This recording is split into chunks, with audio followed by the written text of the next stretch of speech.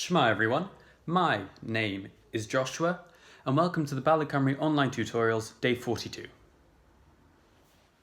Please make sure to read our full disclaimer which you can find on any Ballet Cymru platform. Today I'll be showing you some strength exercises which you can follow along in doing. Please make sure you have a clear area free of any objects so you don't hurt yourself or others. For today you will need some comfortable clothing, and the ideal footwear for today is socks so we can slide again on the floor. You'll also need a stool or something you can sit on and a glass of water.